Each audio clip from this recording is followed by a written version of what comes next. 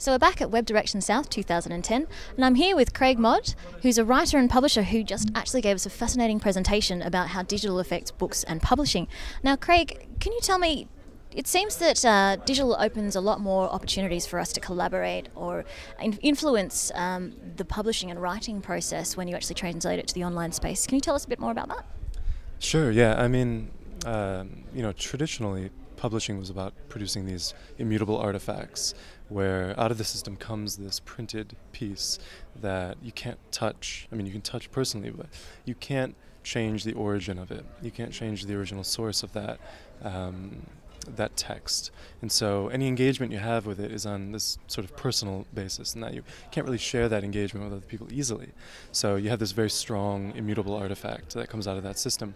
But what digital lets you do, and kind of inherent in digital, is this blurring of the notion of an artifact. And so suddenly the system leading up to that creation, the finishing of a book, for example, you can inject a conversation with the readers more quickly. You can do this in traditional publishing too, but authors like Seth Godin, for example, has a very strong communication with his readership on his blog. And so as you watch him post new blog entries and kind of react to the reactions that he gets, it's kind of shaping the way he thinks about his ideas about business and marketing, things like that. And that shaping is manifest in the output in the books that he produces. So that's kind of like the leading up to the production of an artifact. And then post-artifact in the digital realm, what's interesting is that once something is published digitally, it exists in this pristine form for only an instant. And it's very fuzzy, this instant. And as soon as people begin to touch it or comment on it or link to it or copy it, you're layering on top of this quote-unquote original these sort of fingerprints or engagements that other readers bring to it. In the pre-artifact system, you can kind of have this conversation with readers that helps shape the output, the thoughts of the author, and that sort of artifact. And then the artifact in the digital realm exists for only an instant, and it's this very fuzzy instant. And what happens is that as readers engage this, as you publish something digitally, and as readers go in there and they begin to engage it with comments or notes or underlining or bookmarking or dog-earing or copying, redistributing, these all become layers on top of that quote-unquote original artifact. And so the idea of a temporarily stable, immutable thing disappears in the digital realm.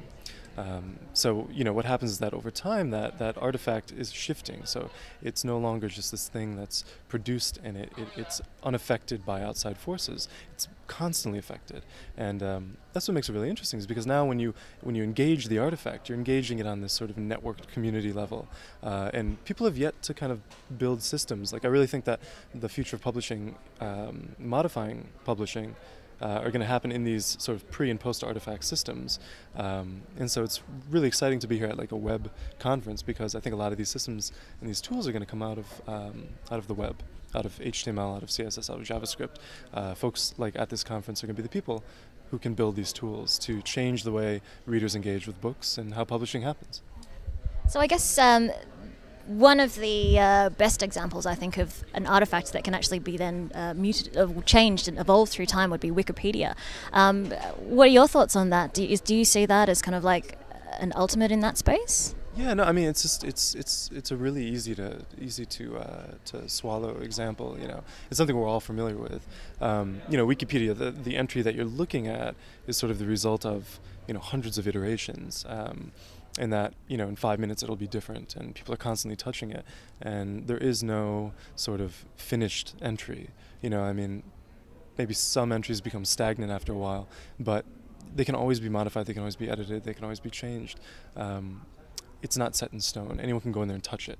And so I think that, probably the easiest way to understand how books can change too, not on the extreme level of Wikipedia necessarily, where people are editing the book, but the commenting and the highlighting and the layering and the engagement, how far do readers read, how long do they read, when do they read, all of this sort of meta information about that reading experience can kind of be pulled out digitally. And so that all affects the way someone coming in down the line, down the temporal line, thinks about or engages that artifact. It's like no longer you're just looking at a book, you're looking at a book that's read between 11 p.m. and 2 a.m. and that, mostly, men in this age bracket read, and that most people stop reading it halfway through. Kind of says things about the book that you wouldn't see in just a physical form. So. Fantastic. And what are your thoughts on the iPad? How fundamental is that to changing the way that books are digested? Well, I mean, the iPad kind of falls into the whole tablet-y sort of computing world, right? And you can argue people have been kind of trying to build these things for a while. And the Kindle, as in terms of reading, a tablet reading experience, sort of being the device that kind of broke through to sort of mass market, at least, if not acceptance, at least cognizance. There's this awareness of it. And so I think the thing that's really fundamentally cool about these devices, and the reason why reading hasn't really taken off on the screen up until now, is that if you think about reading on a computer, the screen is sort of like distanced from you. The text is kind of, maybe a foot or two away from your face. It's very sterile. You touch the text with a mouse, which is like very not intimate. So it's kind of like this distance is really uncomfortable, I think, for humans. Also, the screens aren't optimized for reading, for long-term sort of focused reading. There's a certain sort of pixel density and typography that's necessary for that kind of traditional screens haven't brought. But when you have the iPad, suddenly, the reason why we like books is there's like this intimacy of having it there on your lap. You're touching it. You're not touching the words necessarily, but you're engaging this thing and you're kind of like swiping and moving this physical object. And so the iPad kind of brings that experience back. There's an intimacy inherent in just holding a device like this. Even a laptop is kind of like weird, sort of mechanical. But the iPad, because there's no buttons effectively, it's just a screen. Same with like Kindle, even though Kindle has buttons. It's an intimate screen reading experience. And the resolutions are a bit higher. iPad, I think, next iteration will have hopefully a Retina screen, make it even a better reading experience, typographically and sort of in terms of eye fatigue and things like that. But really, just this it's the first device, these tablet computers, where it's not used at one distance. Like you can be reading in bed and it's really close to your face, or you can be reading in the chair and it's on your knee, or you can be reading like as you're having breakfast, eating a bagel, and it's kind of on the other end of the table, and you can reach over and you swipe to the next page. And it's the first computer that was kind of really brought layers and different types of experience of reading to the reader.